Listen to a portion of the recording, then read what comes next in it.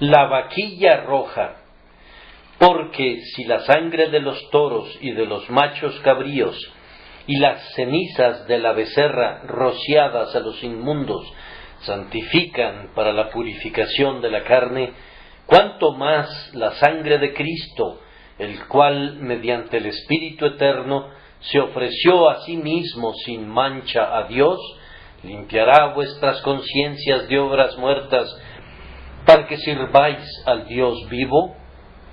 Hebreos 9, 13, 14. Amados hermanos en Cristo, ustedes moran en gran cercanía a Dios. Él les llama el pueblo a Él cercano. Su gracia los ha convertido a ustedes en sus hijos e hijas, y Él es un Padre para ustedes.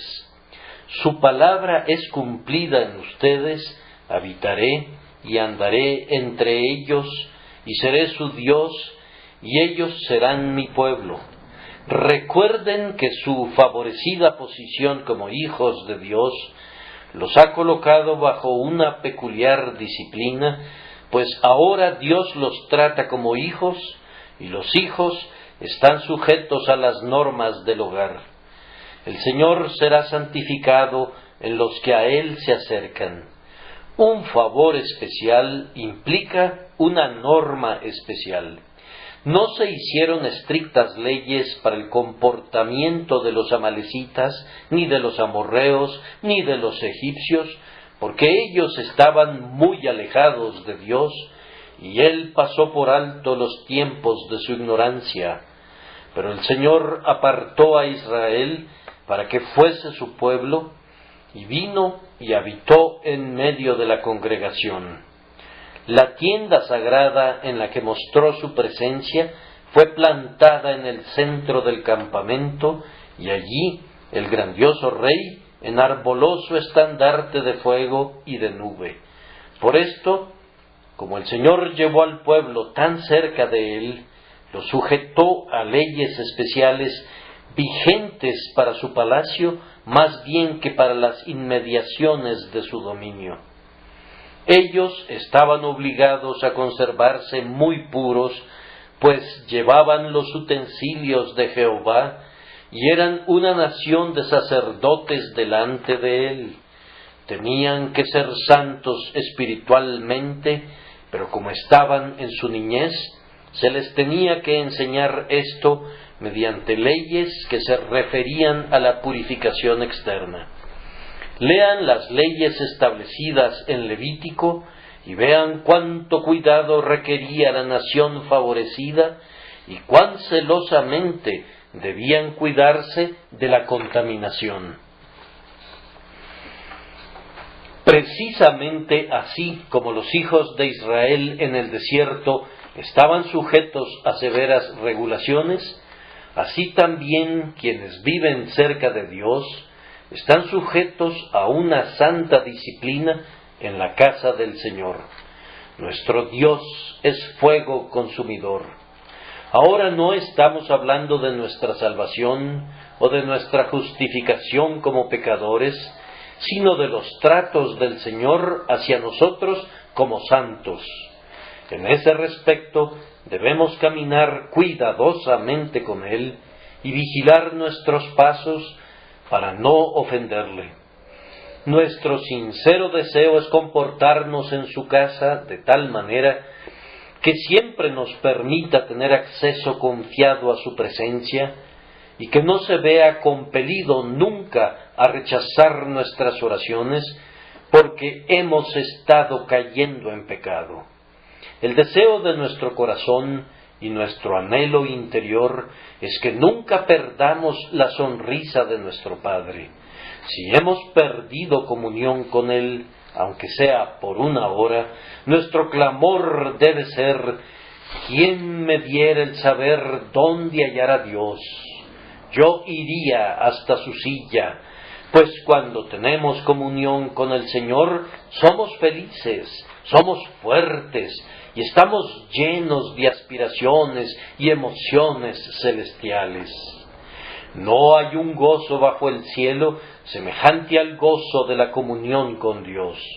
Es incomparable e inexpresable, y por tanto, cuando perdemos la presencia de Dios, aunque sea por poco tiempo, somos como una paloma separada de su compañero que no cesa de dolerse. Nuestro corazón y nuestra carne claman por Dios, por el Dios vivo. ¿Cuándo vendremos y nos presentaremos delante de Dios? Ahora, amados, he seleccionado el tema de esta mañana para que aprendamos cómo renovar nuestra comunión con Dios siempre que la perdamos por un sentido de pecado.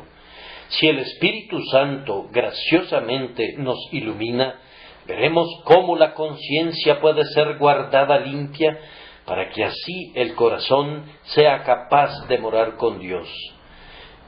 Veremos nuestro riesgo de contaminación y la manera mediante la cual nuestra impureza puede ser quitada. Que nos sea otorgada la gracia para evitar las contaminaciones que obstruyen la comunión y para buscar la purificación que limpia la inmundicia y restaura la comunión. Primero, voy a esforzarme por describir el tipo al que alude el apóstol con las palabras: las cenizas de la becerra rociadas a los inmundos, y después, en segundo lugar, vamos a engrandecer al antitipo haciendo hincapié en las palabras: cuanto más la sangre de Cristo, el cual mediante el Espíritu Eterno se ofreció a sí mismo sin mancha a Dios, limpiará vuestras conciencias de obras muertas para que sirváis al Dios vivo. Describamos el tipo. En el capítulo 19 de Números encontrarán el tipo. Sean tan amables de abrir sus Biblias y refrescar sus memorias. Primero, el tipo menciona inmundicias ceremoniales que eran los símbolos de las impurezas causadas por el pecado. Los israelitas podían volverse inmundos con suma facilidad hasta quedar incapacitados de ir al tabernáculo de Jehová. Habían inmundicias vinculadas tanto con el nacimiento como con la muerte, con los alimentos y con las bebidas, con los vestidos y con las casas. Los estatutos eran muy detallados y abarcaban todo, hasta el punto que un hombre difícilmente podía moverse fuera de su tienda o incluso permanecer en su propia tienda sin incurrir en impurezas de una manera o de otra que le dejaban incapacitado para entrar en los atrios del Señor o para ser un miembro aceptable de la congregación. En el pasaje de Números que está ahora delante de nosotros, la fuente primordial de contaminación considerada es la muerte. Cualquiera que tocare algún muerto a espada sobre la faz del campo, o algún cadáver, o hueso humano, o sepulcro, 7 días será inmundo.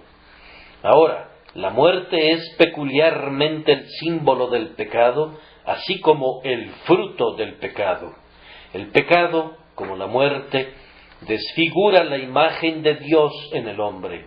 Tan pronto como la muerte se aferra al cuerpo de un hombre, destruye la lozanía de la belleza y la dignidad de la fuerza y ahuyenta de la divina forma humana ese misterioso algo que es el símbolo de la vida interior. Independientemente de cuán conservado pueda parecer por algún tiempo un cadáver, está estropeado. La excelencia de su vida ha partido y, ay, en unas cuantas horas, o cuando mucho, en unos cuantos días, la imagen de Dios comienza a desvanecerse completamente. La corrupción y el gusano comienzan su obra desoladora y el horror sigue a esa comitiva. Abraham, independientemente de cuánto haya amado a su Sara, se pone pronto ansioso y quiere enterrar a su bienamada fuera de la vista de todos. Ahora, lo que hace la muerte a la divina forma humana, eso hace el pecado a la imagen espiritual de Dios en nosotros. La desfigura totalmente. La naturaleza humana, en su madurez, es una moneda corriente del dominio de Dios, acuñada por el grandioso Rey, pero por el pecado es estropeada y desfigurada para gran deshonra del Rey, cuya imagen e inscripción lleva. Por esto, el pecado es sumamente aborrecible para Dios, y la muerte es aborrecible como tipo del pecado. Las impurezas que adquirían los israelitas por la muerte deben haber sido muy frecuentes. Como toda una generación murió en el desierto, la mayoría de los habitantes debe haber caído una y otra vez bajo la ley aplicable a la inmundicia, ya sea por causa de sus padres o de sus amigos. Un hombre podía excavar en el campo algunos restos humanos, o arar sobre una tumba, o encontrar un cuerpo muerto accidentalmente, y de inmediato era inmundo. ¿Cuán frecuente eran entonces las ocasiones de ser inmundos? Pero, hermanos míos, no tan frecuentes como las ocasiones de contaminación que enfrentan nuestras conciencias en un mundo como este, pues podemos errar y transgredir de mil maneras. Por un albergue en algún vasto desierto, alguna ilimitada proximidad de sombra, donde el pecado no alcanzara nunca mi alma. Pero es en vano suspirar de esta manera, pues aun si pudiéramos escapar del tropel de gente, no por eso escaparíamos del pecado. El israelita se podía encontrar con la inmundicia incluso en su propia tienda. Les he recordado ya que estos estatutos acerca de la muerte nos presentan únicamente una parte de las ocasiones de contaminación que rodeaban al pueblo de Israel. Eran mucho más numerosas que éstas. Un hombre podría ser inmundo incluso en su sueño. La ley le seguía la pista muy de cerca, aun en sus lugares más secretos, y circundaba sus horas de mayor descuido. De la misma manera nos asedia el pecado. Como un perro siguiéndonos los talones, siempre está con nosotros. Como nuestra sombra nos persigue, vayamos donde vayamos. Sí, y cuando el sol no brilla y las sombras se han disipado, el pecado todavía está allí. ¿A dónde huiremos de su presencia y a dónde nos ocultaremos de su poder?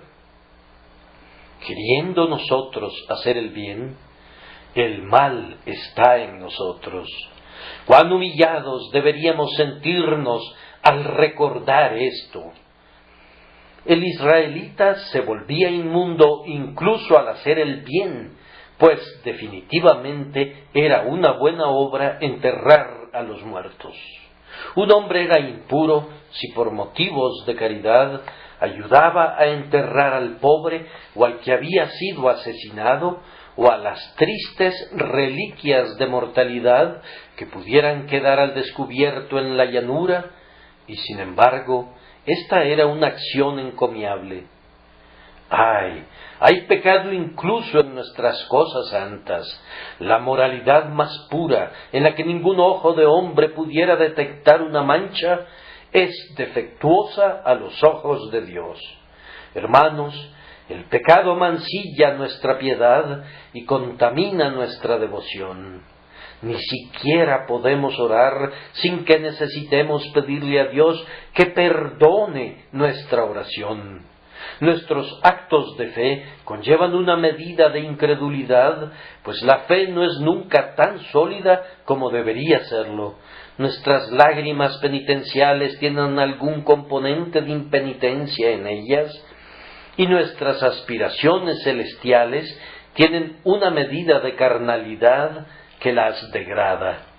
El mal de nuestra naturaleza se adhiere a todo lo que hacemos.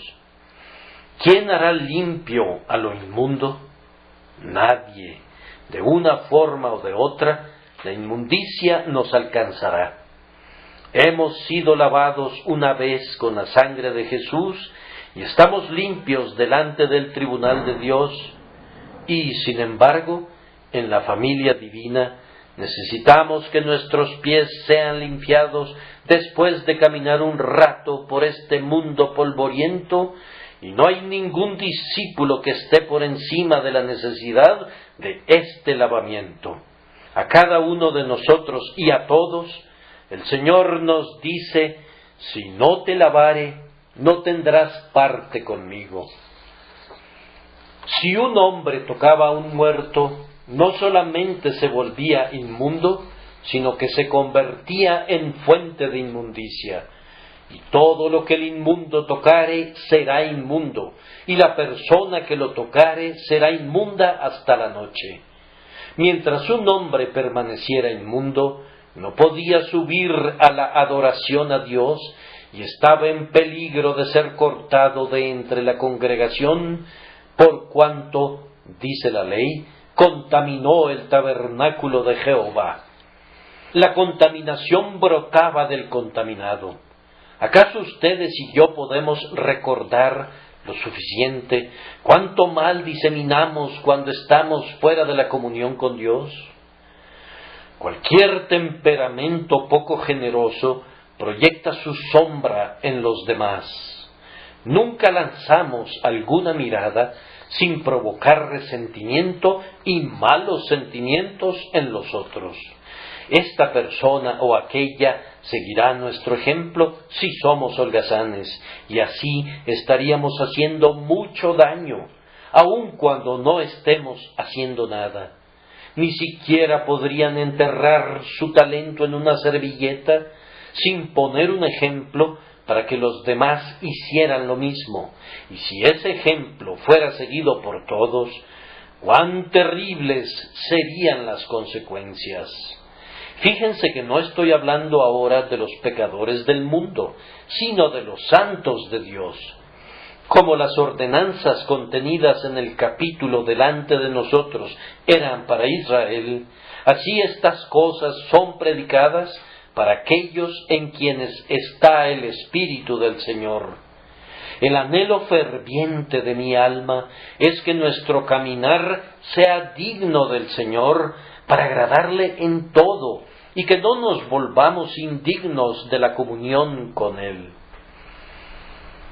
Esta inmundicia le impedía al hombre subir para adorar a Dios, y lo separaba de esa grandiosa y permanente congregación que era llamada a morar en la casa de Dios, pues residía alrededor del lugar santo. Él era, por decirlo así, excomulgado o suspendido por lo menos de su comunión. No podía traer ninguna ofrenda, no podía estar en medio de la multitud y presenciar la solemne adoración, pues era inmundo y debía considerarse así. ¿Llegan los hijos de Dios alguna vez a este punto? Ah, queridos amigos, en lo relativo a nuestras conciencias, con frecuencia estamos en medio de los inmundos. No estamos contaminados como los paganos, ni condenados con el mundo, pero como hijos de Dios sentimos que nos hemos desviado y nuestra conciencia nos remuerde. El pecado ya ha sido quitado de nosotros, pues somos criminales ya juzgados delante de un juez, pero pesa sobre la conciencia de la misma manera que las fallas de un hijo le causan dolor. Esta inmundicia debe ser purificada de la conciencia, y nuestro sermón entero es sobre esa materia. No hablo de quitar efectivamente el pecado delante de Dios, sino de quitar de la conciencia su contaminación, de tal manera que la comunión con Dios pueda ser posible. Recuerden la palabra del Señor: Vuestras iniquidades han hecho división entre nosotros, y vuestro Dios y vuestros pecados han hecho ocultar de vosotros su rostro para no oír. Cuando el pecado está en su conciencia, no se necesita de ninguna ley que impida su comunión con Dios, pues no pueden acercarse naturalmente a Él, porque tienen miedo de hacerlo y sienten una aversión a hacerlo. Mientras la sangre perdonadora no hable paz dentro de su espíritu, no pueden acercarse a Dios. El apóstol dice: acerquémonos con corazón sincero, en plena certidumbre de fe, purificados los corazones de mala conciencia y lavados los cuerpos con agua pura. El lavamiento es el que nos permite acercarnos. Nos hacemos para atrás, temblamos, encontramos que la comunión es imposible hasta que somos purificados. Suficiente en cuanto a las contaminaciones descritas en el capítulo. Ahora hablaremos en lo relativo a la purificación que menciona. La contaminación era frecuente, pero la purificación siempre estaba disponible. En un determinado momento, todo el pueblo de Israel traía una vaquilla roja para que fuera usada en la expiación. No era a costa de una persona o de una tribu, sino que toda la congregación traía la becerra alazana para ser sacrificada. Tenía que ser su sacrificio y era traída por todos ellos. No era conducida, sin embargo, al lugar santo para el sacrificio, sino que era sacada fuera del campamento y allí era degollada en presencia del sacerdote y era quemada completamente con fuego, no como un sacrificio sobre el altar, sino como una cosa inmunda de la que había que deshacerse fuera del campamento. No se trataba de un sacrificio regular, pues si así hubiera sido, lo habríamos encontrado descrito en Levítico. Era una ordenanza enteramente única que proclamaba un aspecto muy diferente de la verdad. Pero regresemos al capítulo. La vaquilla roja era degollada antes de que la inmundicia fuera cometida, de igual manera que nuestro Señor Jesucristo fue hecho maldición por el pecado hace mucho tiempo. Antes que ustedes y yo hubiéramos vivido para cometer la inmundicia, ya había un sacrificio provisto para nosotros. Para descargo de nuestra conciencia, será bueno que veamos este sacrificio como el de un sustituto por el pecado y que consideremos los resultados de esa expiación. El pecado en la conciencia necesita para su remedio el fruto de la sustitución del Redentor. La vaquilla roja era degollada, la víctima caía bajo el hacha del carnicero.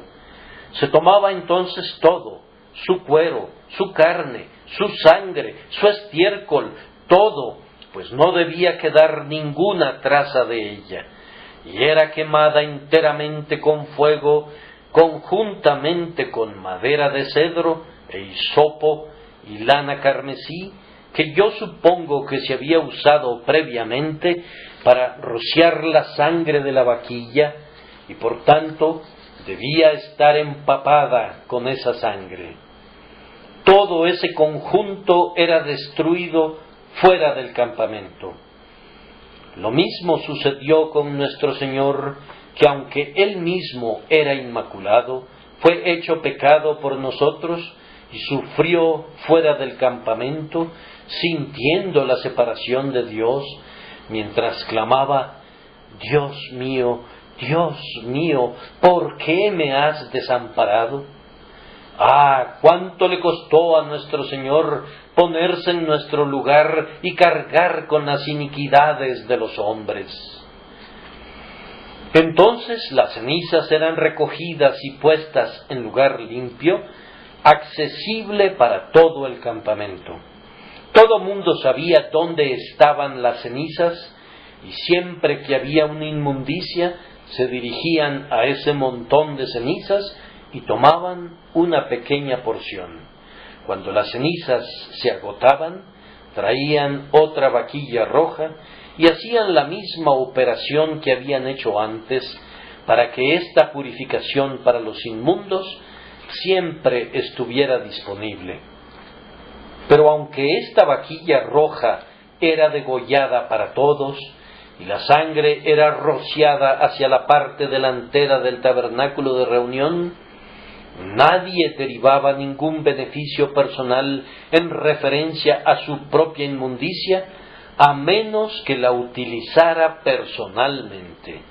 Cuando un hombre se volvía inmundo, conseguía a una persona limpia para que fuera, a nombre suyo, a tomar un poco de las cenizas y a ponerlas en un recipiente y echar sobre ellas agua corriente y luego rociar esta agua de purificación sobre él, sobre su tienda y sobre todos sus muebles.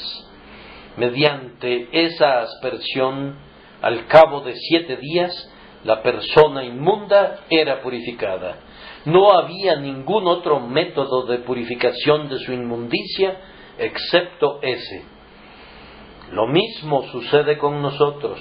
Hoy, el agua viva de las sagradas influencias del Divino Espíritu debe tomar el fruto de la sustitución de nuestro Señor y aplicarlo a nuestras conciencias. Lo que queda de Cristo después que el fuego pasó sobre Él, incluyendo los méritos eternos y la virtud permanente de nuestro grandioso sacrificio, debe ser rociado sobre nosotros a través del Espíritu de nuestro Dios. Entonces estamos limpios en la conciencia, pero no antes. Nuestro Señor se levantó otra vez al tercer día, y bienaventurados aquellos que reciben la justificación del tercer día por la resurrección del Señor. Así es quitado el pecado de la conciencia, pero en tanto que estemos en este cuerpo, habrán algunos temblores, alguna medida de desasosiego por causa del pecado alojado en nosotros, pero bendito sea Dios, porque hay una purificación al cabo del 7º día que completará la limpieza.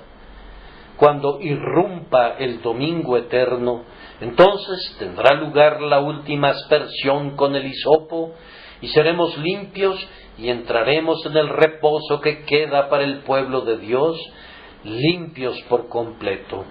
Al final vendremos delante de Dios sin mancha ni arruga ni cosa semejante, y seremos tan capaces de tener comunión con Él como si no hubiésemos transgredido nunca, siendo presentados sin mancha delante de su presencia con sumo y grande gozo.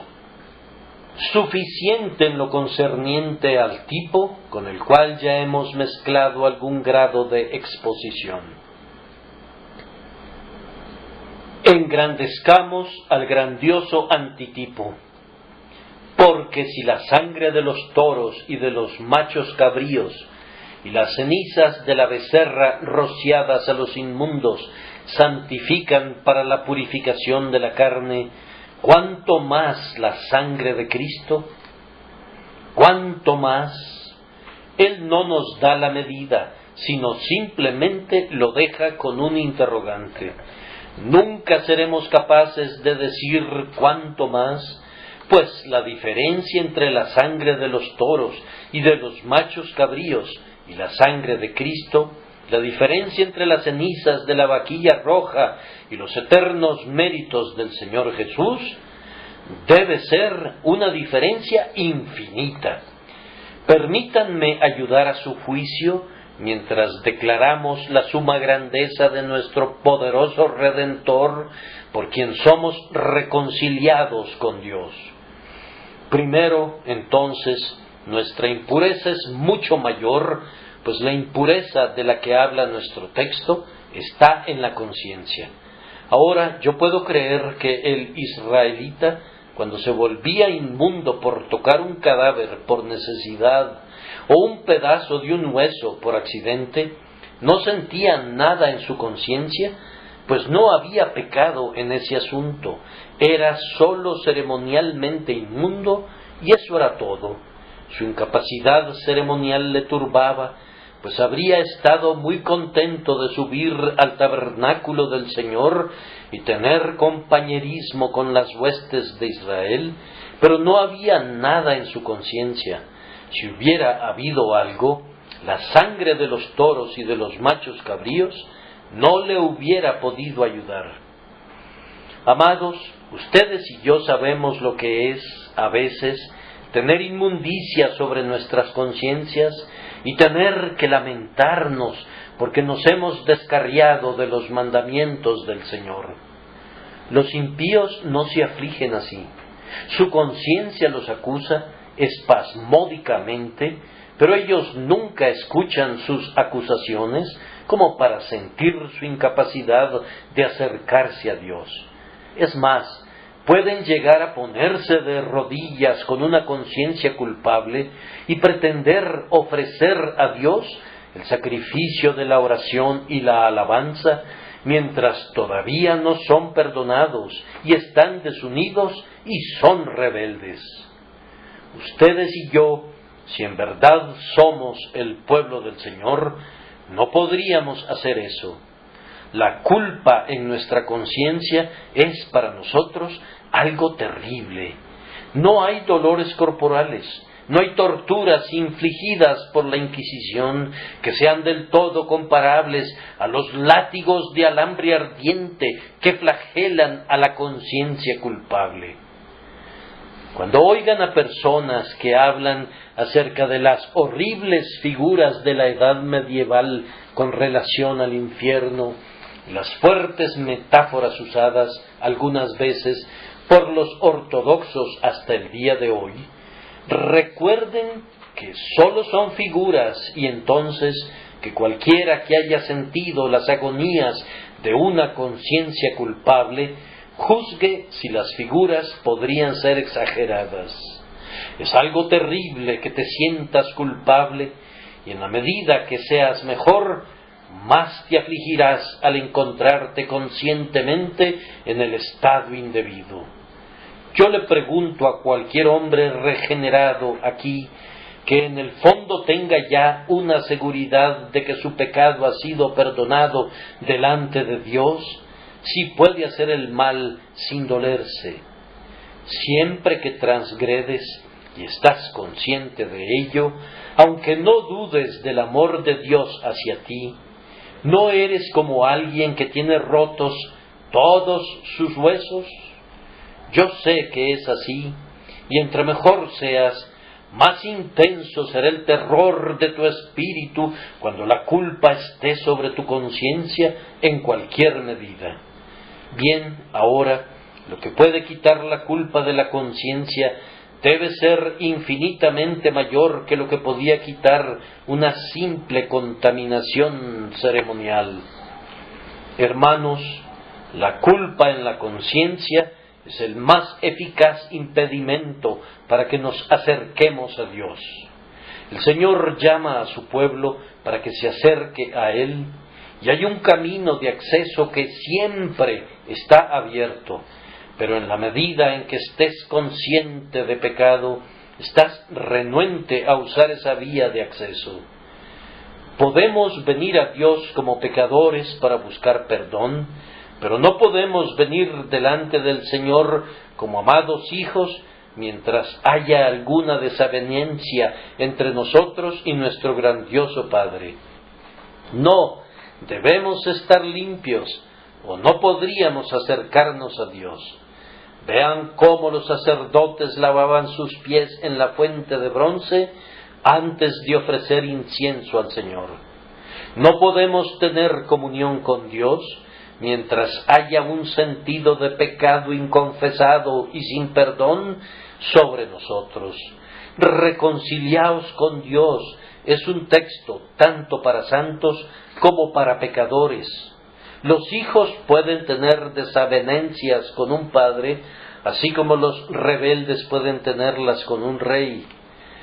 Debe haber unidad de corazón con Dios, o habrá un fin a la comunión, y por tanto la conciencia debe ser limpiada. El hombre que era inmundo podría haber subido al tabernáculo si no hubiese habido ninguna ley que se lo impidiera, y es posible que hubiera podido adorar a Dios en espíritu, independientemente de su descalificación ceremonial.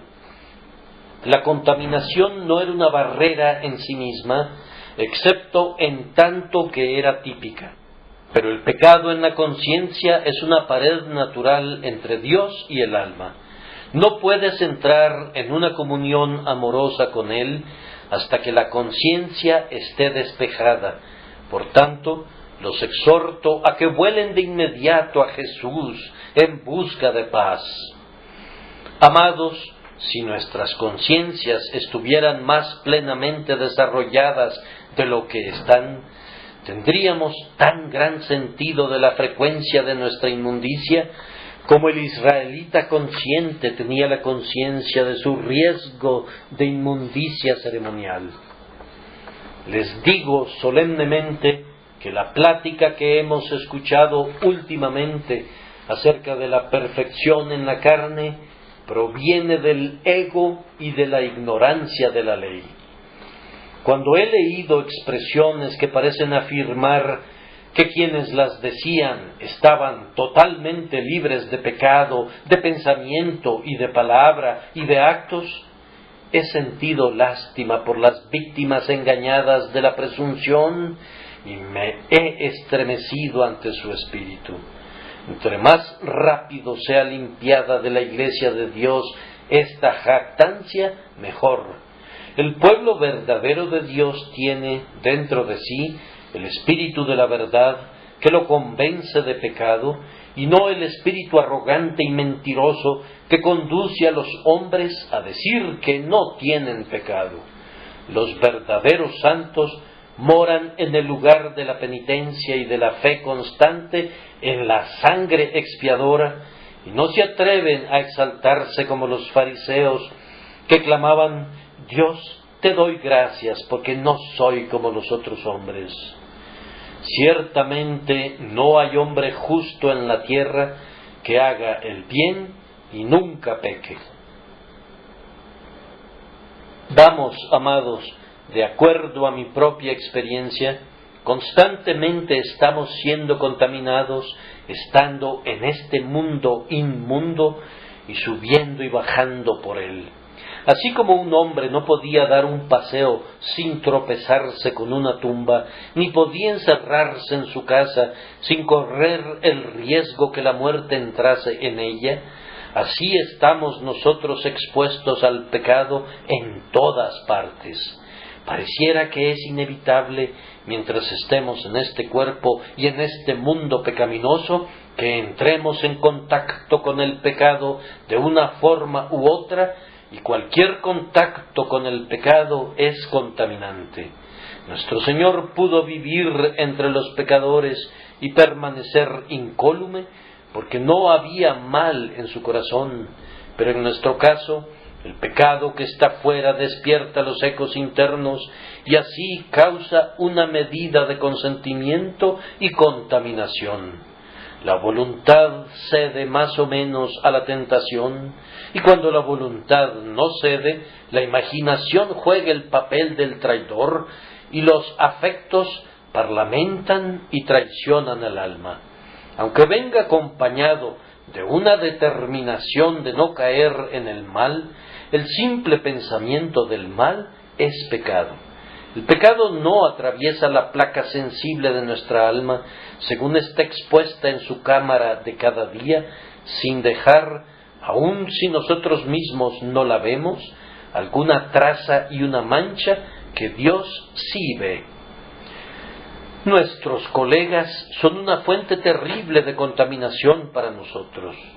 ¿No notaron en el capítulo que leímos, Números 19, que quien tocaba el cadáver de un hombre era inmundo por 7 días? Ahora, Si van al Levítico 11:31, verán que cualquiera que tocara la carroña de una bestia inmunda era solamente inmundo hasta la noche. De esta forma, el hombre muerto era 7 veces más inmundo que un animal muerto.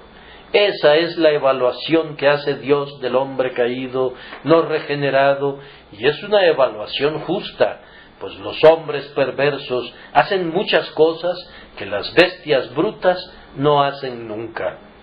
Todos los hombres impíos nos manchan, y no estoy seguro que pueda terminar allí, pues la verdad es todavía más amplia.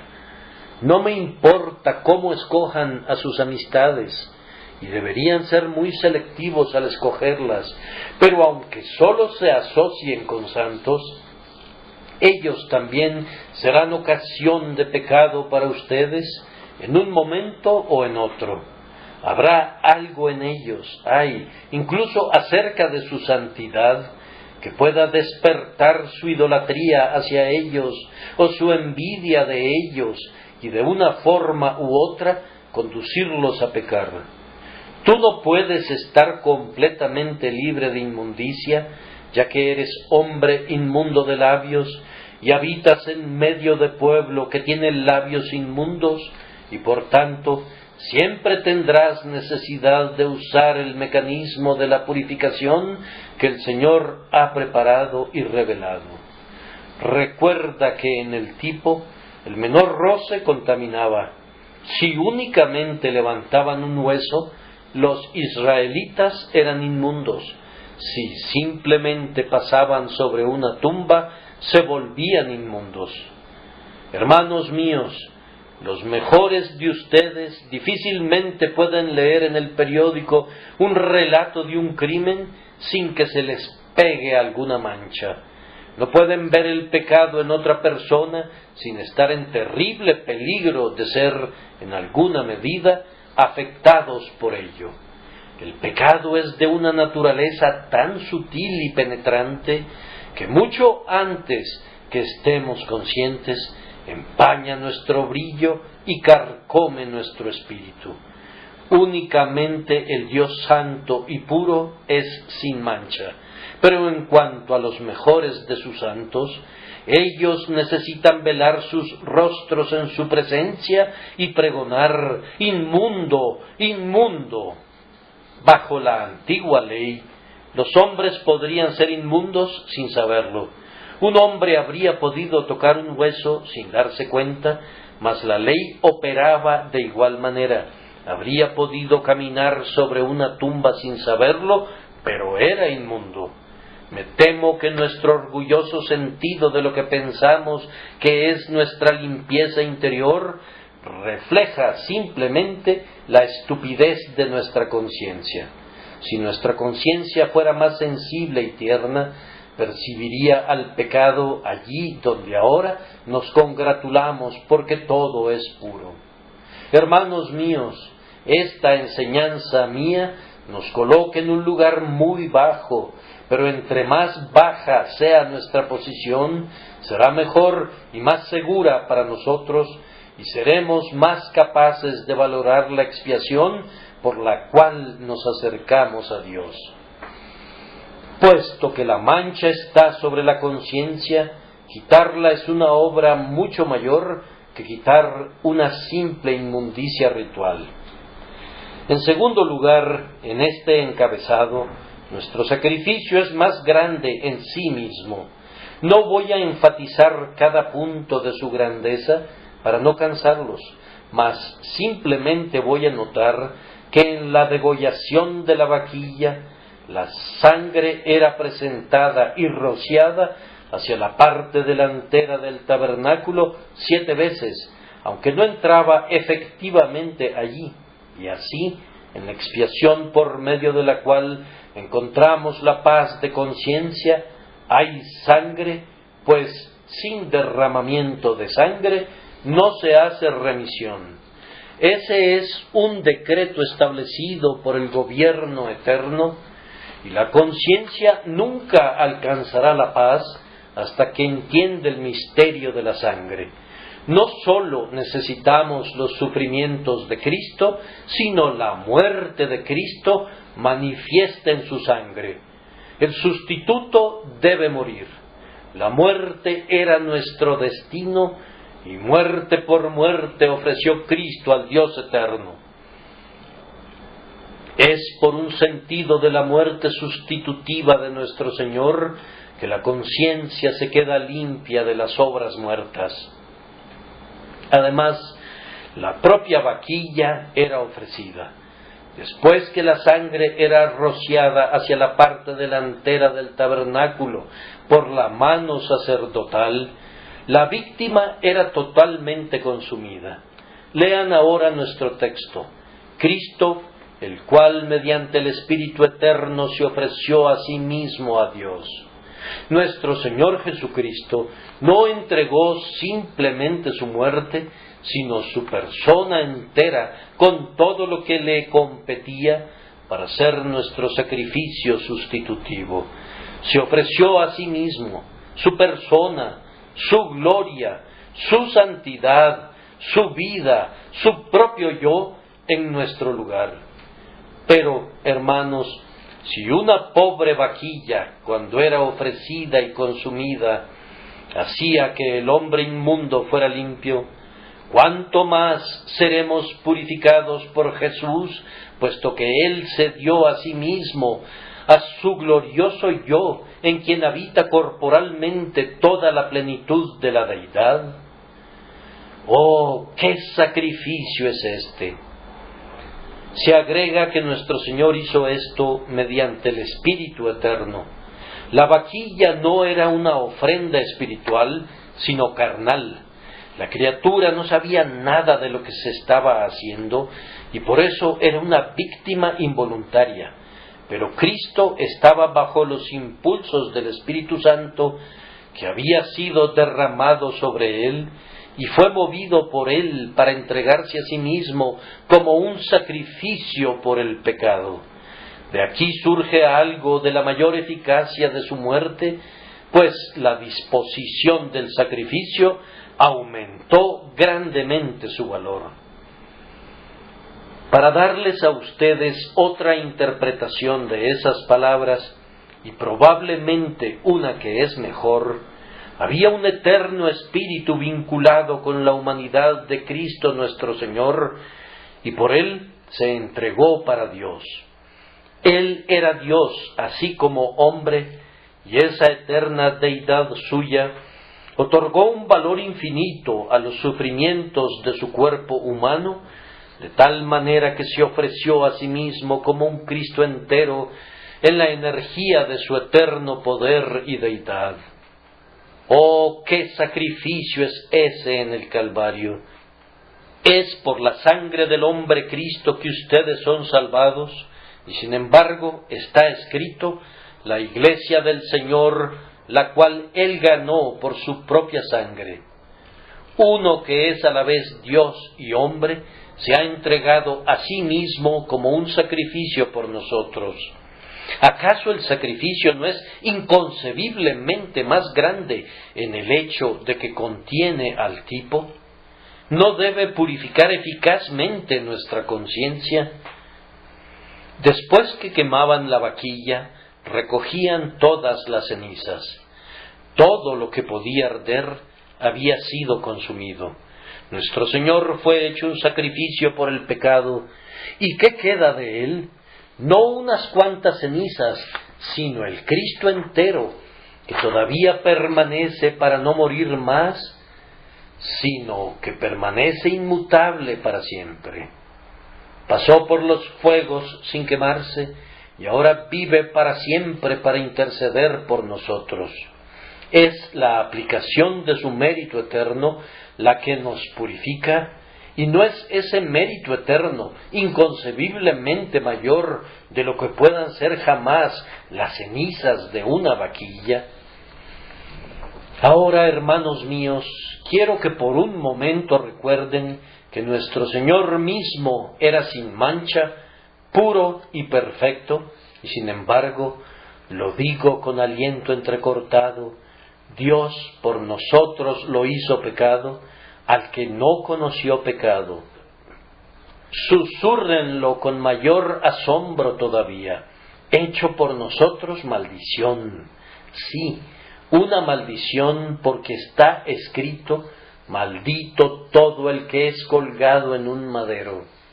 Esa vaquilla roja, aunque sin ninguna falta, y sobre la cual no se había puesto yugo, era considerada una cosa inmunda. Sáquenla del campamento, no debe vivir, mátenla, es una cosa inmunda, quémenla enteramente, pues Dios no puede soportarla. Contemplen y maravíllense que el propio y adorable Hijo siempre bendito de Dios, en inconcebible condescendencia de amor inefable, tomó el lugar del pecado, el lugar del pecador, y fue contado con los inicuos. Él debe morir clavándolo a una cruz. Debe ser abandonado por los hombres, y el propio Dios le desampara. Con todo eso, Jehová quiso quebrantarlo, sujetándolo a padecimiento, cuando haya puesto su vida en expiación por el pecado. Todos nosotros nos descarriamos como ovejas, cada cual se apartó por su camino, mas Jehová cargó en él el pecado de todos nosotros, no el castigo simplemente, sino la iniquidad. El pecado mismo fue puesto sobre el siempre bendito. Los sabios de nuestra época dicen que es imposible que el pecado sea imputado legalmente al inocente. Eso es lo que dicen los filósofos, pero Dios declara que así se hizo. Al que no conoció pecado, por nosotros lo hizo pecado. Por tanto, fue posible. Sí, así se hizo. Consumado es. El sacrificio entonces es mucho mayor. Cuanto más la sangre de Cristo, podemos clamar exultantes conforme pensamos en ello, el cual, mediante el Espíritu Eterno, se ofreció a sí mismo sin mancha a Dios, limpiará vuestras conciencias de obras muertas, para que sirváis al Dios vivo. Ahora daremos un paso al frente. Como la contaminación y el sacrificio eran mayores, así la limpieza es mucho mayor. El poder purificador de la sangre de Cristo debe ser mucho mayor que el poder limpiador del agua mezclada con las cenizas de la vaquilla.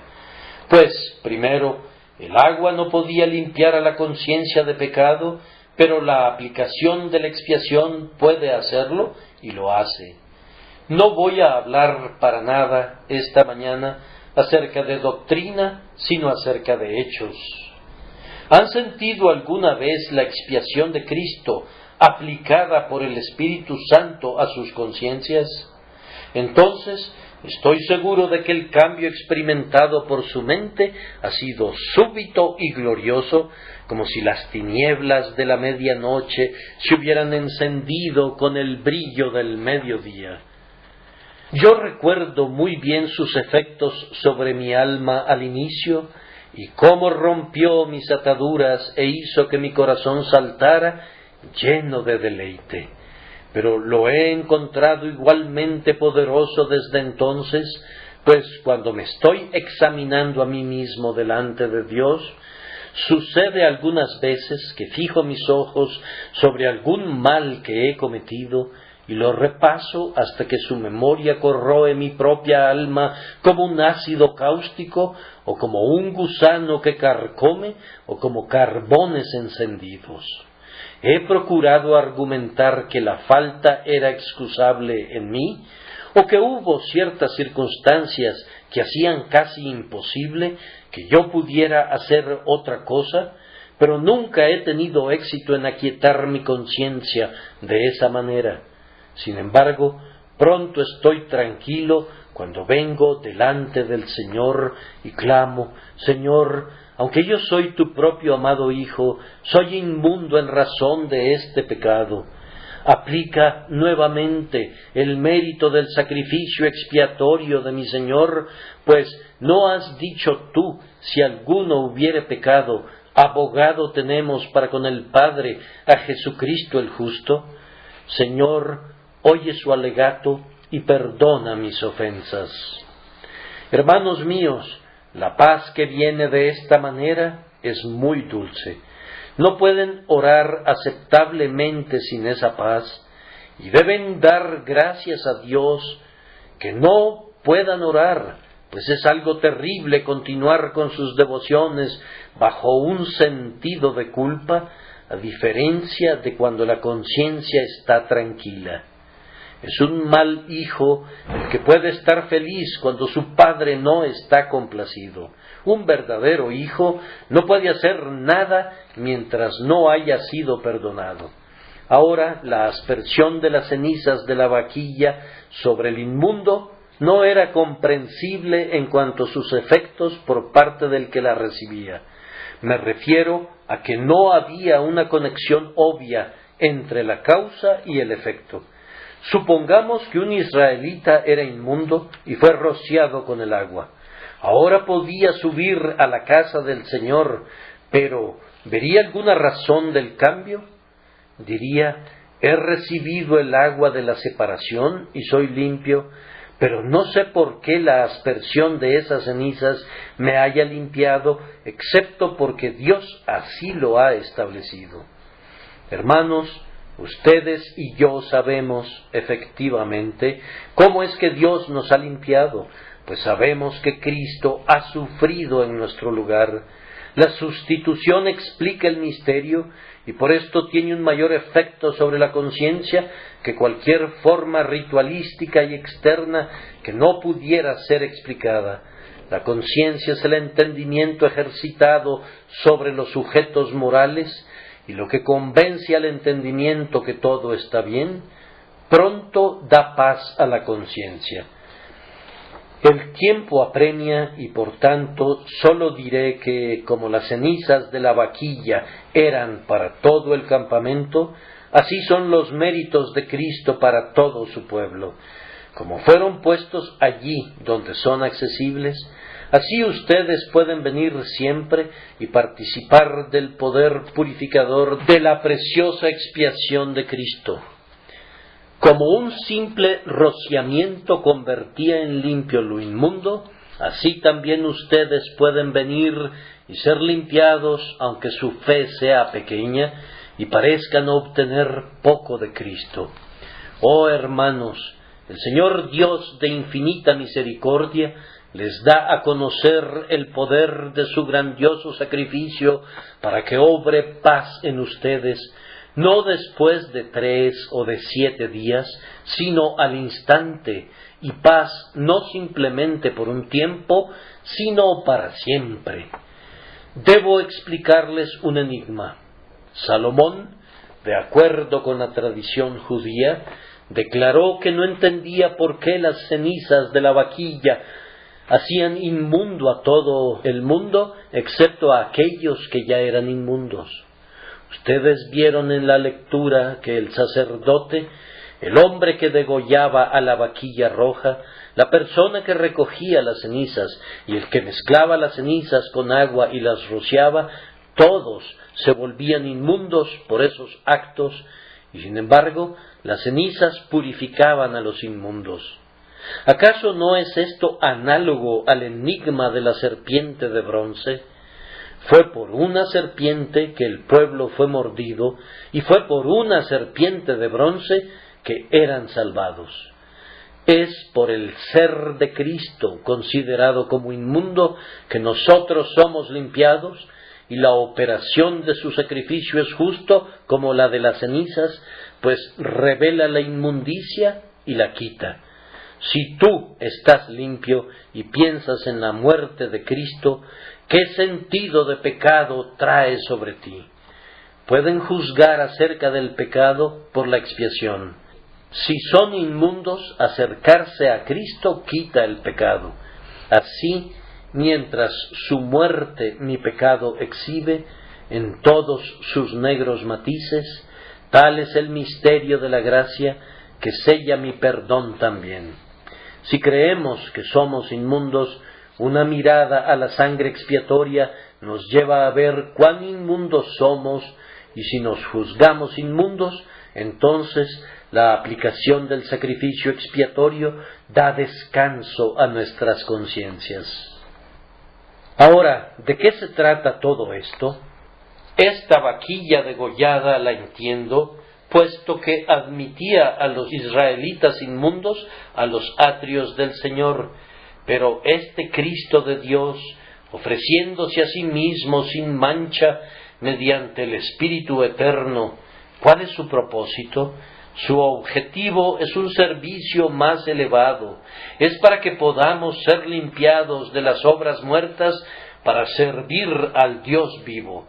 Las obras muertas han desaparecido, Dios los absuelve, ustedes están limpios y lo sienten. Entonces, ¿qué? ¿No aborrecerán las obras muertas en el futuro? El pecado es muerte. Luchen para evitarlo. En la medida que sean liberados del yugo del pecado, vayan y sirvan a Dios, puesto que Él es el Dios vivo y evidentemente odia a la muerte y la define como inmundicia para Él. Abóquense a las cosas vivas, ofrezcan a Dios oraciones vivas y lágrimas vivas, ámenle con un amor vivo, confíen en Él con una fe viva, sírvanle con una obediencia viva. Estén todos vivos con su vida, no solo tengan vida, sino tenganla más abundantemente. Él les ha limpiado de la contaminación de la muerte. Vivan ahora en la belleza y la gloria y la excelencia de la vida divina y pídanle al Espíritu Santo que los reviva para que puedan permanecer en plena comunión con Dios. Si una persona inmunda fuera limpiada y hubiera dicho entonces, no voy a adorar al Señor, ni tampoco le serviré, lo consideraríamos un ser perverso.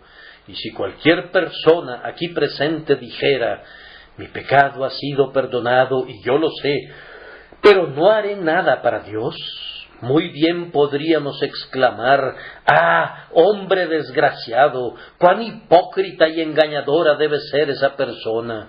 Cuando el perdón se recibe de las manos del Señor, el alma tiene que sentir un amor a Dios que se eleva dentro de sí.